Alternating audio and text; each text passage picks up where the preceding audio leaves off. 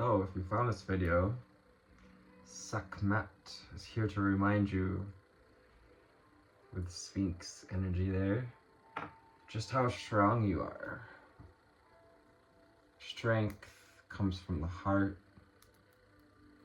Heart helps you to express your true nature. And when you express your true nature with honor, you are strong. Strength is also soft, receptive, in the feminine sense. Allows the hard choices to be made so that the easy path may be followed. Hello, high flyers and deep divers. So we got cards falling out. You feel a little bit messy lately. Welcome to this June 6/6 portal reading around the energy of the 6/6 portal. What do we need to know, see, adhere for our beautiful high flyers and deep divers, light workers and shadow seekers, bringing light to the shadows and wisdom to the hearts of man. Saraswati, the goddess of self-knowledge. The essence of who I am flows effortlessly into everything I create. Saraswati, yes, it's about that creative feminine energy, flowing swimmingly, flows effortlessly, like the current of a river, reminding you of the current of life. There's actually a waterfall behind her, so you can see that till now. And she's got this beautiful red halo, which is about grounding in those divine energies into what we create here on earth, the goddess of self-knowledge. So whatever we've been going through, being reminded that, it's guiding you to know yourself more deeply, to know how truly strong you are. Parvati, the goddess of devotion. I am a love that does not leave. When I commit to love, my soul evolves. Yeah, strength comes from love and from saying the loving thing, moving in a loving way, and getting that love hurts, loves. Anyone? I don't know the rest of that. But love hurts not because necessarily of loss, because sometimes we have to make difficult choices in love. Goddess of devotion. What are you choosing to devote yourself to? She also holds the trident, which represents that triad, body, mind, and soul. Desire, inspire, create. When I commit to love, my soul evolves. And Teresa of Avila, amazing. We got Our Lady of Interior Life. I trust the answers I find within me. I know that the presence of love is real. All of this so far speaking on the power of love, the power of your inner reflection, perhaps some journaling here. She's got the feather out, kind of like a quill energy. Channeling that starlight in the core here, the core of our being. 432 on the timer, 432 hertz, frequency of Mother Earth. Our Lady of Interior Life, Teresa of Avila. Isis, coming here to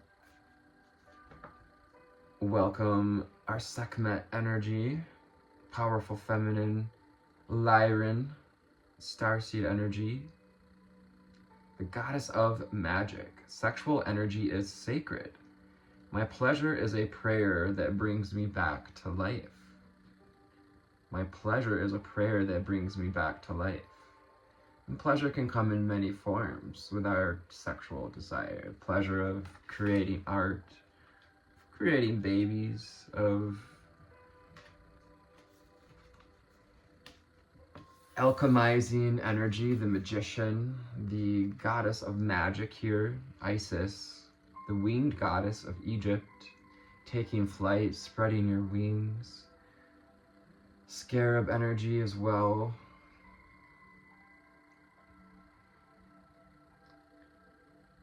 Sexual energy is sacred. So maybe perhaps we've been asking questions about sexual energy, that thread of, is it manifestation? Is it real? Is it magic? Is it the Kundalini? Or is it just part of it? Spirit's asking you to find the answers for you within. Amaterasu, a goddess of light. We are all sacred mirrors reflecting back the same light. Amaterasu, reminding you of the reflection you're seeing in your life, and that the love we give out is the love we receive. Yeah, and what type of love? You know, codependent love, true love, honest love. There's a really good term for twisted love, for what a lot of people are in, and not to say a negative way, but you know, many people move into relationships out of a fear of being alone. Resistance to discovering themselves. Yamoya, the goddess of all that flows. I am in an ocean of creative energy. I give birth to what exists within me. Yamoya. More of this beautiful divine feminine heart energy, all echoing Sekhmet. She has this ocean behind her, the goddess of all that flows. Mermaid energy takes us back to the original mermaid tale, and I was expecting it to just kind of come to me, but maybe perhaps her name will come in later. Lakshmi, the goddess of abundance. I choose to feel abundant. Wealth is an inside job. Yeah, that's hearing one of the true secrets of manifestation, outside of the energy that pervades it and moves it, which that sexual energy could be considered part of that. Perhaps to our understanding, that's what makes sense. But wealth is an inside job. It's about aligning to the frequency of wealth. Lakshmi, the goddess of abundance, wants you to see, for the rest of these goddesses here, encourage you to see the wealth of wisdom, magic, and light within, because it's leading you to self-knowledge with Saraswati, the goddess of knowledge. Yamoya, what is her name? Adagaris. Adagaris was maybe the original story of the original mermaid. Awakening, number 2. You are awakening to your inner knowledge, Saraswati, to your own guidance, to the divine guidance that lives within, as you are a reflection of the divine, especially when we choose to align with our higher selves, when we choose to align with flow, to be in the essence of flow, then we effortlessly create. Awakening the light within, you're awakening the light within, day by day, step by step. Trust the process. Because this is a soul crafting. Yeah, crafting the light of the soul, the craft, you know, the magic. The craft is the magic, and the magic is the craft. When we craft, and I don't care for when people say that crafting isn't art anymore, because I used to agree in some ways, but you know, it's what you pour your heart into. If people pour their heart into crafting, that's art.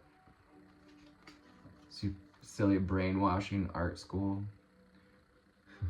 on my part. Joy, Archangel Metatron's cube here, the Merkaba as well. Expansive masculine energy of joy, goddess of light. Underneath the goddess of light here, we are all sacred mirrors reflecting back the same light. So when you give out joy, you receive joy. When you move from an awakened place, you awaken others. They say, sure, we can read this underlying card here. Underneath awakening, the underneath energy is let your light shine. This little light of mine, I'm gonna let it shine. She's aligning with the cosmic heart, aligning our aura, working on our auric field, our energy, doing the work to work on your auric field. The goddesses see this. They see the progress, the soul crafting, the care. Let go. Archangel Michael's sword coming in here. And it's that sense of justice within. You know, the sword of Archangel Michael can be looked at as our own discernment, our own center of truth, throat chakra energies. Again, we have sacred geometry playing into this letting go, allowing what is sacred to be, you know, what is sacred will stand the edge of our blade, and what is not, you know, naturally falls away. I am an ocean of creative energy, focalizing that mental energy, the sword, into birthing what exists within you. So you're in a birthing process, probably in that in-between. We call that the void or gestation. When you're having a baby, the mother's in gestation for 9 months. The baby doesn't just pop out 3 weeks, 3 hours after it's made. Ask your soul. It's time to ask your soul. Perhaps we've been looking outside our own inner sources, which is good to look for answers, going to the psychics and the tarot readers and the looking for the signs and the synchronicities. But there's a up and a down and a buzz and a flow to everything, and sometimes it's time to listen to ourselves, to sit in quiet meditation. Final card, meditation. Again, surrendering under this cosmic heart. Let yourself shine. Even with the shadows, this figure is bathed in a aura of golden light. Yeah, being called to align with your soul contracts, what your soul came here to do. Letting go, letting yourself go and go with the flow.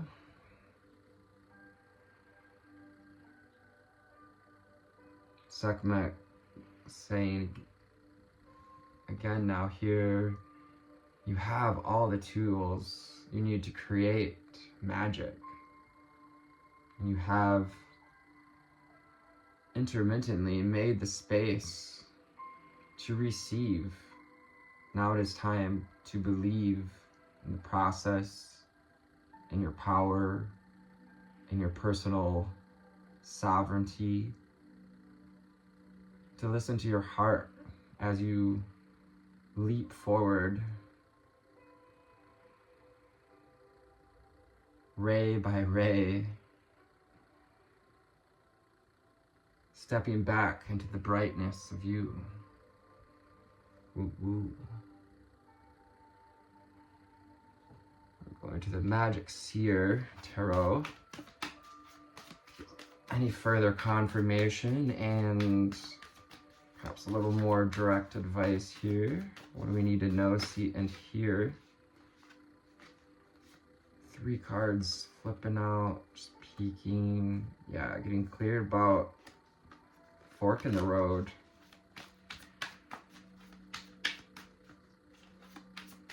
Strength card showing itself on bottom. What do we need to know, see, and hear? Very much Lyran energy, Sekhmet. What do we need to know, see, and hear?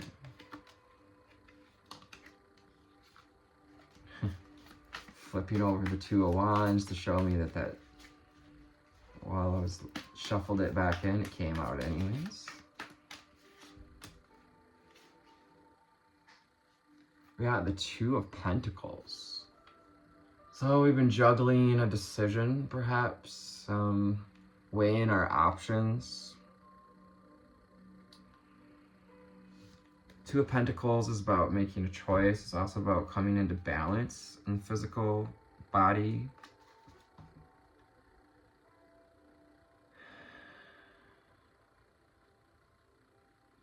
Learning to rebalance yourself amongst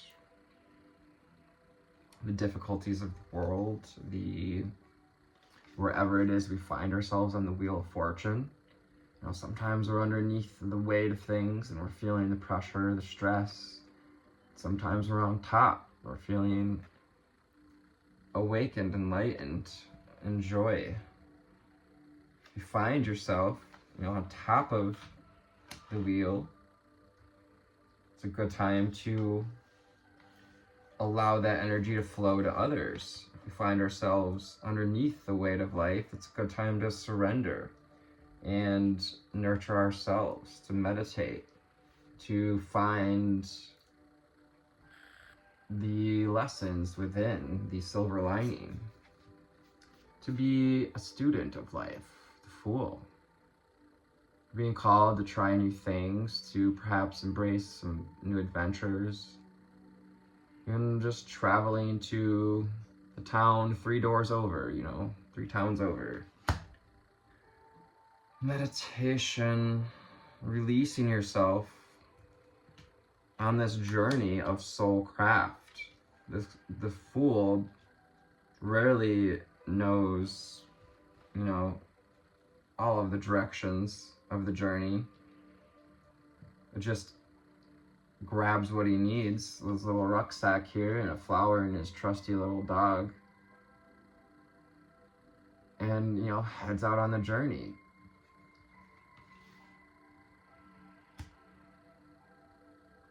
Yeah, you're being asked to journey within as well, very strongly here. Some of you, this is a great time to journey within and feel into your sense of abundance, to devote yourself to what your soul evokes.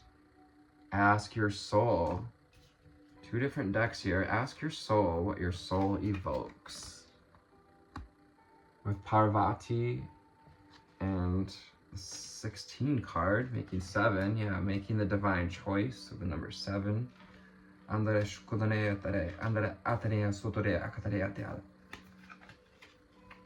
Throat chakra energies. King of Swords. May be an air sign, Gemini, Libra, Aquarius. I believe this card came out reversed. We're actually being guided to take that. So we may have been under the weight of our own mind, or thoughts, projections of some others in our life at this time. King of Swords is someone who doesn't really want to think about what's going on. Can also indicate to you this need to rest the mind.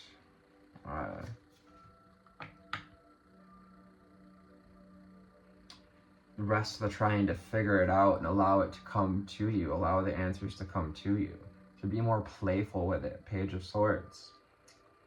Perhaps we got a little too assertive, or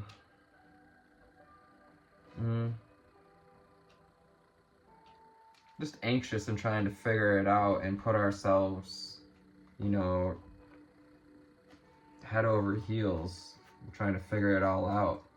And the Two of Wands tells us that we're at a fork in the road. We're at a decision point to choose joy or to choose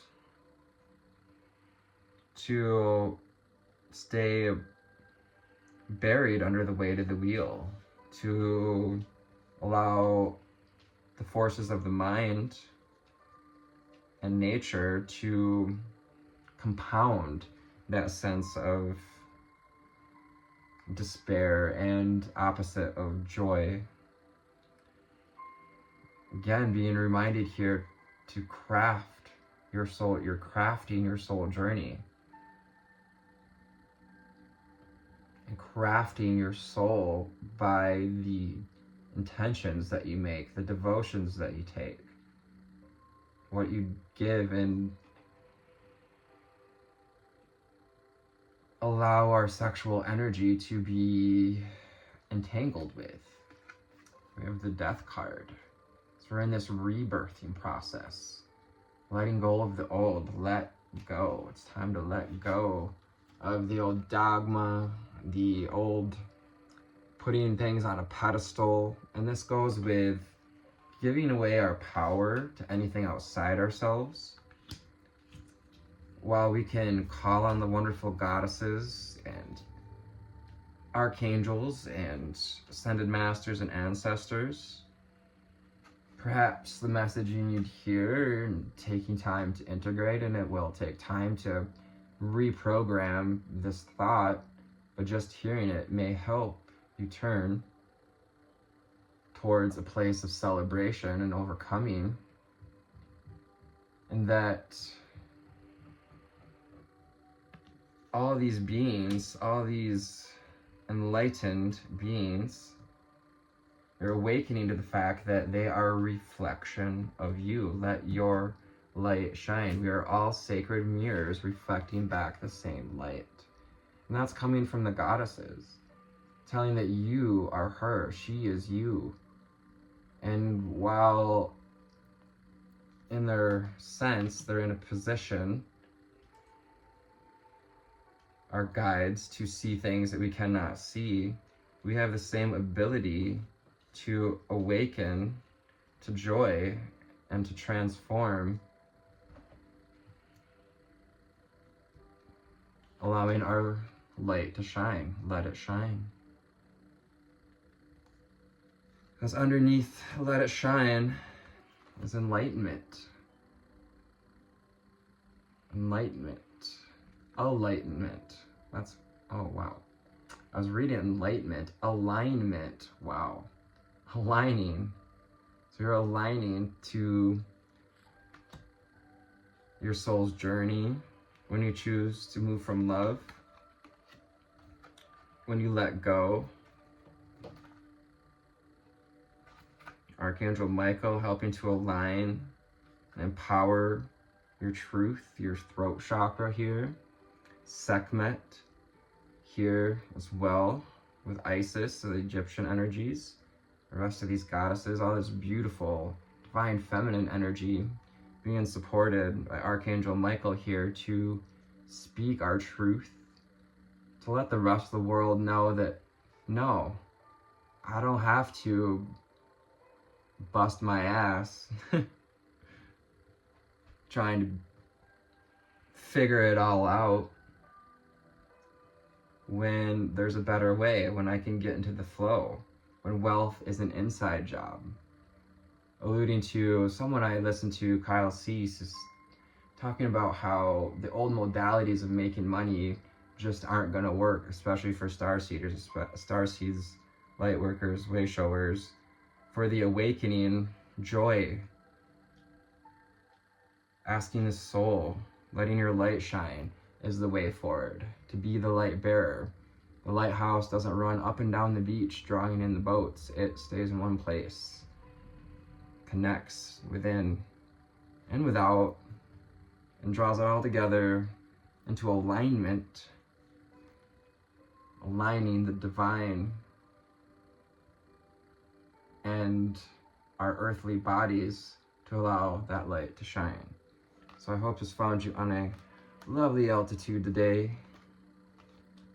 If not, we're feeling a little under the wheel, take some time for meditation, allow yourself to come up for air.